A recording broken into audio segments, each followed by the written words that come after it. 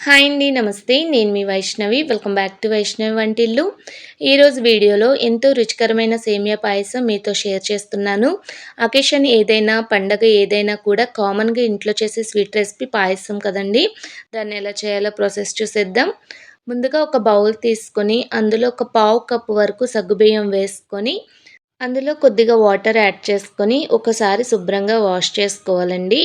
ఇలా వాష్ చేసుకున్న తర్వాత ఒక అరకప్పు వరకు వాటర్‌నైతే యాడ్ చేసుకొని, ఒక 10-15 మినిట్స్ వరకు పక్కన పెట్టేసుకొని నానబెట్టుకోవాలి. ఇప్పుడు స్టవ్ మీద ఒక పాన్ పెట్టుకొని, అందులో ఒక 2 టేబుల్ స్పూన్స్ వరకు నెయ్యి వేసుకోండి.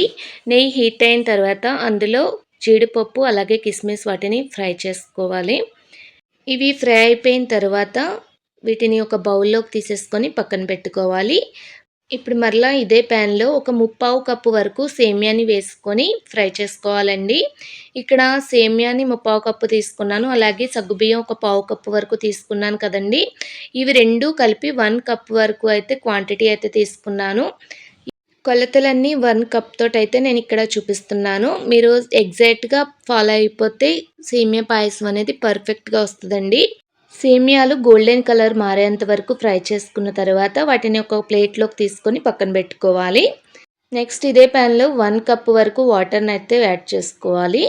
ఇలా నీళ్లు మరుగుతున్నప్పుడు మనం నానబెట్టుకున్న సగ్గుబియ్యాన్ని వాటర్‌తో సహా వేసేసుకోవాలి.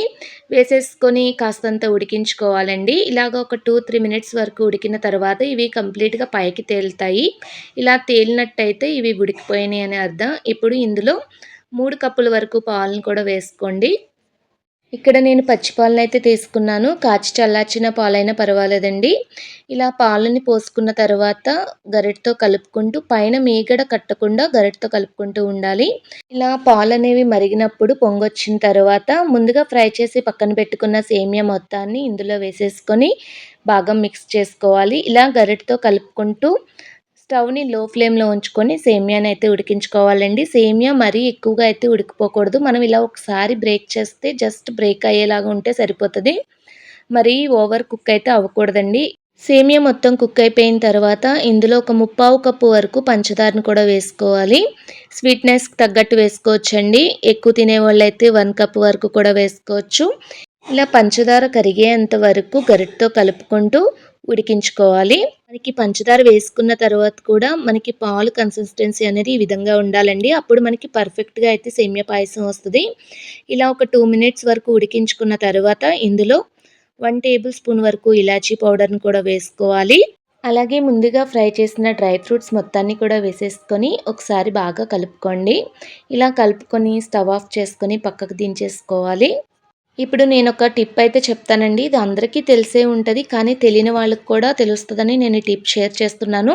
ఇలా పాయసాన్ని పక్కకు దించిన తర్వాత ఇందులో ఒక హాఫ్ కప్ వరకు కాచి చల్లార్చిన పాలని యాడ్ చేసుకుంటే పాయసం అనేది ఎంత టైం అయినా కూడా చిక్కబడదు. అలాగే గట్టిపడదండి. అబ్బా! పాయసం అంటే ఇది అని మీరు కూడా అంటారు. టేస్ట్‌కైనా, టెక్స్చర్ అయినా పర్ఫెక్ట్ అని చెప్పాలి. తప్పనిసరిగా నెక్స్ట్ టైమ్ పాయసం చేసినప్పుడు ఇలా నేను చెప్పినట్టుగా ఈ కొలతలతో మీరు కూడా చేయండి. ఎంతో టేస్టీగా వస్తది. ఇది ఇప్పటిదైతే కాదండి. మన అమ్మమ్మల కాలం నుంచి ఏ పండగలకైనా, ఇంట్లో ఏ శుభకార్యాలకైనా ఫస్ట్ చేసే స్వీట్ రెసిపీ ఏదంటే సేమియా పాయసం. ఈ సేమియా పాయసాన్ని ఈ పండగలకి, అలాగే ఈ ఫెస్టివల్స్‌కి మీ ఇంట్లో కూడా చేయండి. అలాగే ఈ వీడియో కనుక మీకు నచ్చినట్టయితే కంప్లీట్‌గా చూసి ఒక లైక్ చేయండి. లైక్ చేసి మీ ఫ్యామిలీ మెంబర్స్‌కి, రిలేటివ్స్‌కి కూడా షేర్ చేయండి.